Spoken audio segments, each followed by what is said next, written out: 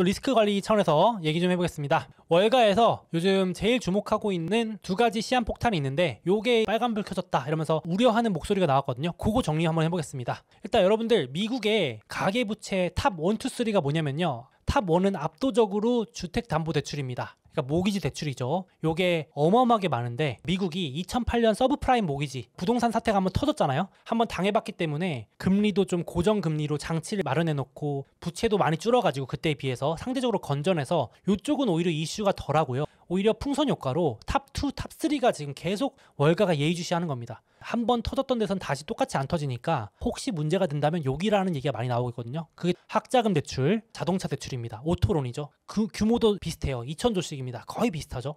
탑2, 탑3가 딱 1.6조 달러니까 거의 2,000조 원이라고 생각하시면 되는데 요게 주담대에 비해서 변동금리 비율이 높고 고금리에 취약하죠. 그러다 보니까 지금 같은 경기 둔화나 침체 우려에 확실히 취약합니다. 그래서 불안정하기 때문에 예의주시해서 볼 필요가 있는데 둘 다 이슈가 있어서 얘기 좀 해보겠습니다. 먼저 학자금 대출 같은 경우는 워낙 미국은 학자금이 워낙 비싸다면서요. 대학 등록금 이런 게 너무 비싸서 대출을 안 받을 수가 없다고 하는데 그러니까 바이든 대통령도 작년에 학자금 대출 탕감한다고 정책까지 내면서 막 엄청 논란이 붙었죠. 찬성 쪽에서는 이제 환호도 하고 반대 쪽에서는 말도 안 된다라고 할 정도로 왜냐하면 규모가 너무 크니까. 그래서 바이든 대통령이 작년에 내놓은 거 보면은 학자금 대출 탕감 정책이 혜택이 무려 4,300만 명한테 돌아갑니다. 그러니까 엄청 덩치도 크고 대상도 많죠. 2천만 명은 완전히 부채 줄여준다라는 정책을 내놨었거든요.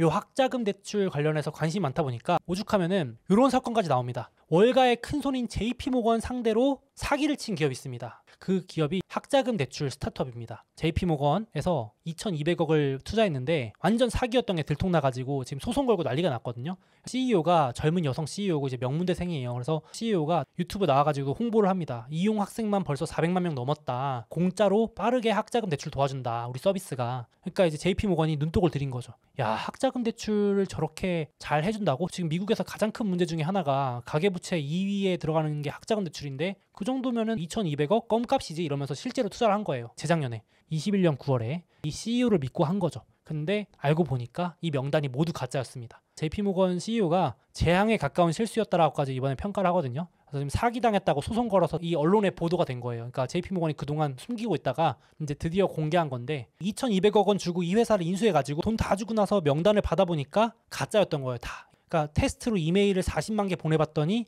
존재하는 이메일이 28%에 불과했대요. 세상에. 그리고 40만 명 중에서 클릭해서 메일을 열어본 건 단 100명. 그러니까 애초에 학자금하고도 상관이 없는 이메일을 무단으로 그냥 정리해가지고 JP모건한테 넘긴 거죠. 그래서 지금 광고했던 400만 명 명단도 모두 가짜고 실제 모은 거는 30만 명 정도도 안 된다는 게 JP모건 측의 주장입니다. 지금 소송 중이에요.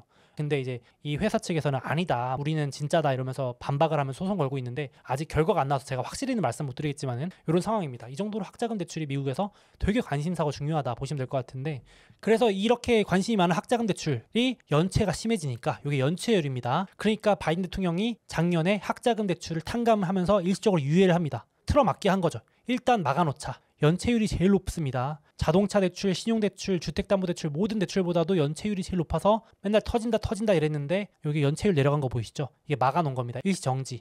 근데 이번 주에 뭔 이슈가 나왔냐면은 요 학자금 대출 탕감 계획이 무산 위기에 처했다. 왜냐면 지금 소송을 걸었거든요. 반대쪽에서. 공화당하고 시민들이 소송을 걸었습니다. 이 바이든이 발표한 정책에 말도 안 된다. 소송을 걸었는데 이번 주에 첫 대법원 심리가 나왔어요. 그래서 결론부터 말씀드려서 대통령 권한 바뀌다. 이 학자금 대출 탕감 정책은 대통령이 이렇게 마음대로 혼자 할 수 있는 게 아니다라는 아직 최종 판결은 아니고 심리 중에 이 의견이 나온 겁니다. 그래서 대법원장이 의회 투표로 정하지 않고 이렇게 큰 돈 5천억 달러에 달하는 규모의 정책을 대통령이 혼자 하는 거는 권력분립의 원칙을 위반하는 거다. 쉽게 말해서 대통령 혼자 할 수 있는 일이 아니다 얘기하는 거고 여기 대통령 측 변호인단은 코로나 위기 때문에 지금은 100년에 한 번 올까 말까한 이례적인 국가 비상 상황이기 때문에 학자금 대출 탕감해줘야 된다라고 주장하는 겁니다. 일단 이거 가지고 지금 첨예하게 논란이 있고 6월 말에 6월 달에 판결이 나옵니다. 그래서 지금 이제 심리하는 동안에도 밖에서 대법원 앞에서 막 지금 학생들이 시위하는 겁니다. 학자금 대출 탕감해줘라, 없애줘라, 빚이 너무 많다 이렇게 얘기하는 겁니다.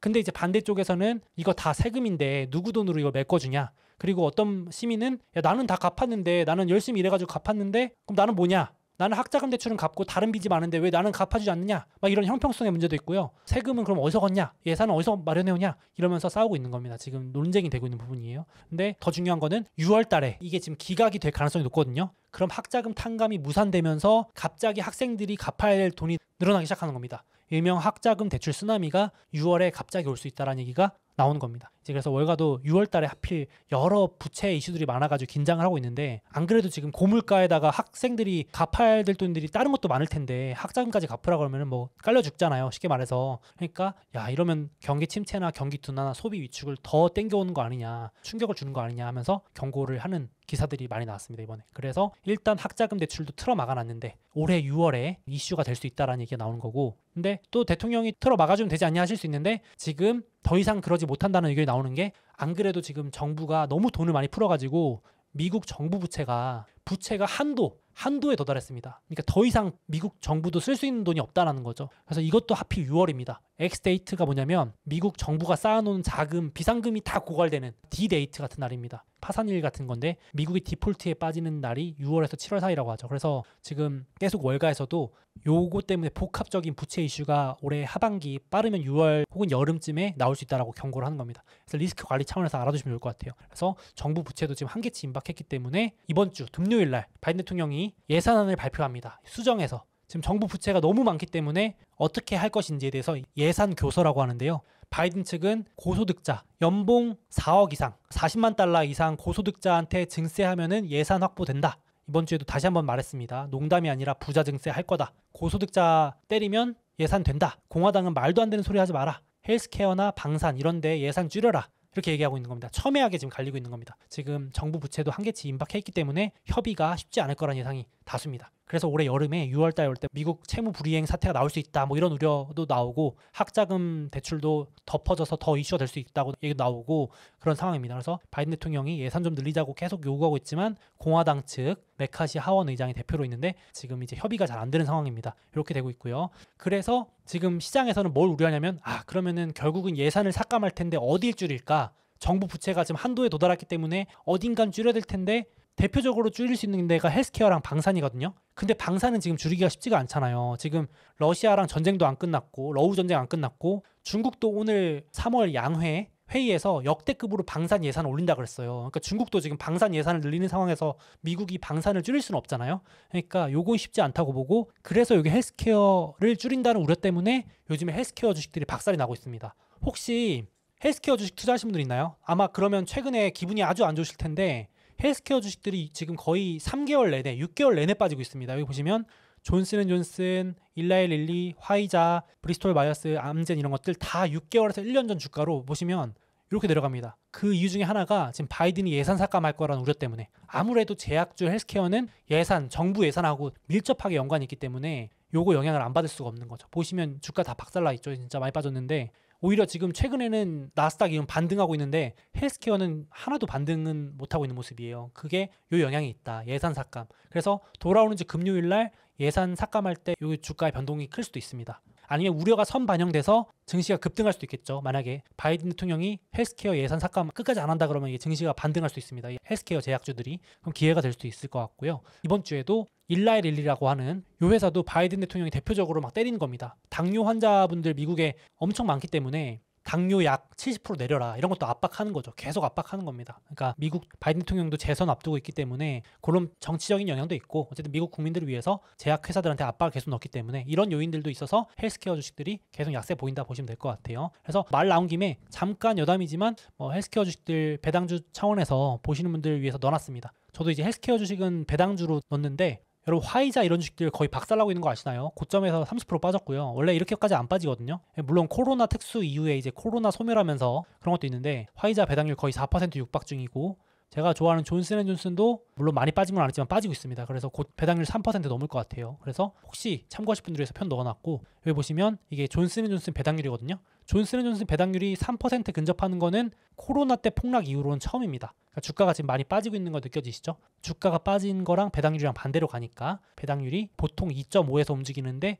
존슨앤존슨은 지금 3%더 빠지면 기회가 될 수도 있을 것 같습니다. 개인적으로 존슨앤존슨 같은 주식 좋아하시는 분들은 보시면 될 것 같고, 화이자 같은 것도 최근에 코로나 특수로 주가가 많이 올라서 배당률이 낮았는데 지금 최근에 4%대로 다시 올라가고 있습니다. 주가가 많이 빠졌다는 말이 되겠습니다. 그래서 요건 참고로 넣어놨고요. 그래서 예산 삭감 관련된 이슈가 돌아오는 주에 그리고 올 여름까지 계속 이슈가 될 수 있다 보시면 될 것 같고요. 그리고 하나 더 있죠. 가계부채 탑 2, 3 중에 세 번째 자동차 대출도 이슈가 계속 나옵니다. 이것도 눈여겨봐야 될 것 같아요. 자동차 대출 연체율도 이번 달 나온 거 보니까 20년 최고치. 이것도 조금 심상치 않아요. 솔직히 말씀드려서 미국에서 부동산 터진 게 서브프라임 모기지였는데 그래서 혹자는 서브프라임 오토론이 터진다라는 말을 계속 주장하시는 분도 있어요. 비관론자분 중에 이번에는 부동산이 아니고 자동차에서 터진다 이렇게 주장하시는 분도 꽤 있거든요. 월가에서도 그런 주장하시는 분 많아요. 그래서 서브프라임이라는 것 자체가 저신용자분들이니까 원래 약한 고리가 터지잖아요. 그러니까 지금도 고신용자나 고소득자분들의 연체율은 아주 낮아요. 거의 안 올라옵니다. 그러니까 아직까지 미국 경제에서 상위 소득의 가계에 속하신 분들은 뭐 자동차 할부금을 못 내서 힘들어하지 않는데 이제 저소득자분들은 벌써 연체가 심각한 상황까지 올라오기 시작한 거죠. 그래서 이것도 예의주시가 필요하다 정도 보시면 될 것 같아요. 근데 제가 이걸 읽어보니까 최근에 이랬대요. 이게 중고차 가격이거든요. 최근 2년 동안은 중고차 가격이 워낙 급등하니까 거의 무슨 코인처럼 올랐잖아요. 그러니까 미국에서 어떤 일이 있었냐면은 중고차를 사가지고 한 6개월 타다가 팔아도 이득이더래요. 보통 차를 사서 되팔면 감가상각이 돼가지고 싸게 팔아야 되잖아요. 손해보고 파잖아요. 근데 워낙 중고차 가격이 오르니까 제가 이때 사가지고 좀 실컷 타다가